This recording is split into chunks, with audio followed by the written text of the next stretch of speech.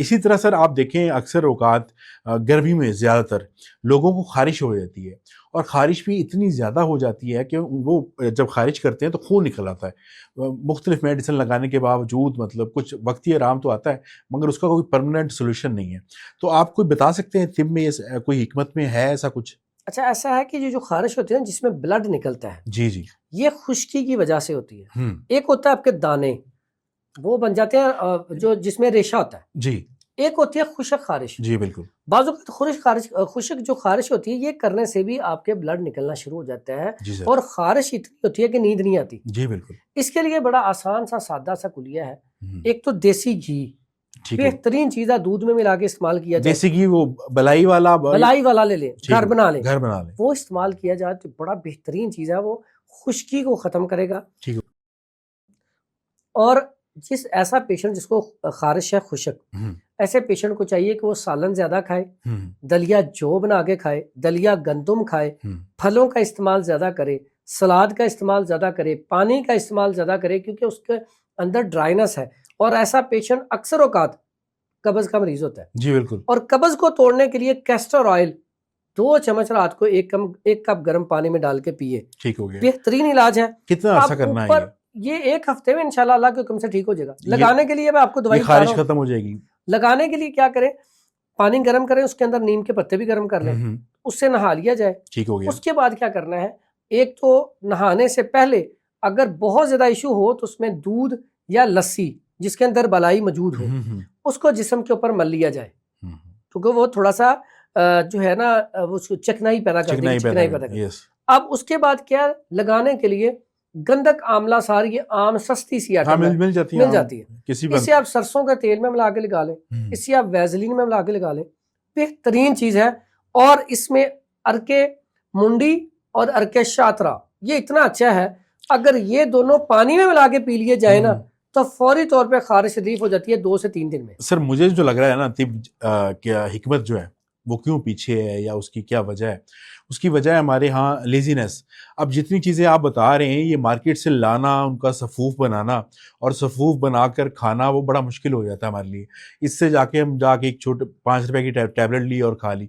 ऐसी तिब में कुछ ऐसा होना चाहिए कि ये चीज़ें बनी बनाई मिले तो ज़्यादा फ़ायदा नहीं होगा हमारे लिए।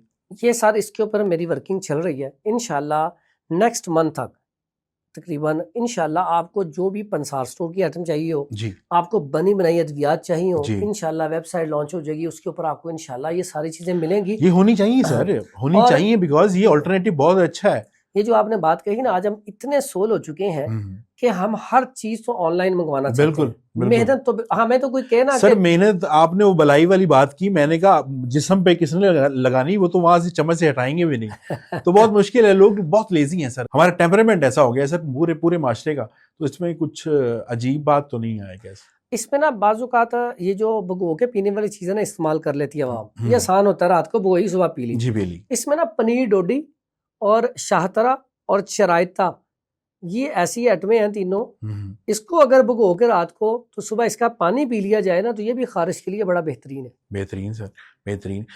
ऐसी कोई चीज़ या सफूफ आप लाजमी बनाएं सर, और उस पर लिखें कि खारिज के लिए, तो लोग बहुत ज़्यादा ऑर्डर करेंगे सर आपको। ये चीज़ एक तो सस्ती होगी ऑब्वियसली एलोपैथी से, और दूसरी यस सर, और दूसरी ये है कि इसका साइड इफेक्ट्स कम होंगे।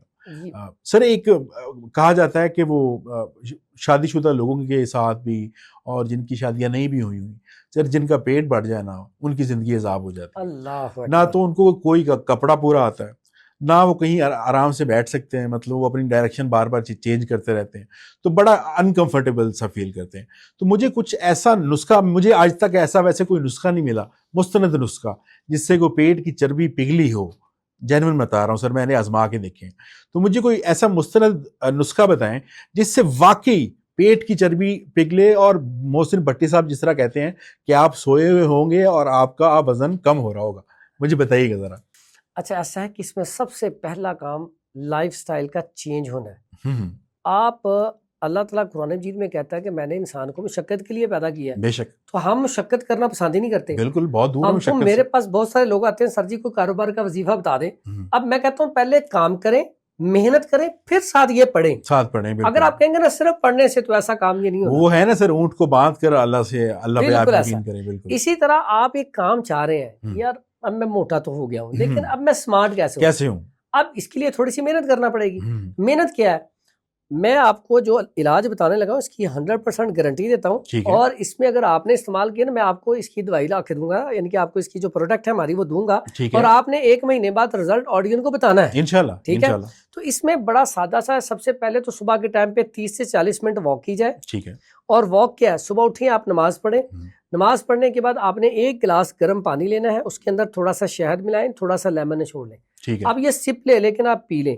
पी लिया, उसके बाद आप वॉक पे जाएं। अब फिर आप वॉक पे जाएंगे, पैदल वॉक। ये तो बड़ा पुराना है, इसके बारे में तो कहते हैं कि अगर हाथी भी पी ले तो वो भी स्मार्ट हो जाएगा। लेकिन बात यह है कि वही होगा जो साथ मेहनत भी करेगा। अब वो पी के सो जाए तो ऐसा तो नहीं होगा। तो ये पी के आपने वॉक करनी है। वॉक आपने 15-20 मिनट। मोहसिन भट्टी साहब वाली बात के सोते हुए आपकी चर्बी या वजन कम होता रहेगा। यहाँ पे ना, मैं भट्टी साहब बड़े अच्छे आदमी है, लेकिन एक बात याद रखूं, एक बात आप लोग याद रखें, ऑडियंस भी जी देखें, तिब इतनी बेहतरीन चीज है जी कि आज बहुत सारे एंकर, हाँ जी, उनको भी तबीब बना दिया है। बिल्कुल। बहुत सारे डॉक्टर हैं जो कल तक तिब को बड़ा बुरा भला कहते थे, आज अपनी प्रोडक्ट बना के सेल कर रहे हैं। ऑनलाइन सर बैठे हुए हैं, बड़े हकीम बने हुए हैं। मकसद कहने का ये, देखें यहाँ पे अवाम को सोचना चाहिए वो किसी अच्छे तबीब के पास जाएं, ना कि ऐसे लोगों की बातों पर जो सिर्फ एक किताब से नुस्खा पढ़ा, किताब से उसकी तफसीरात ली और वो आगे बयान कर दी।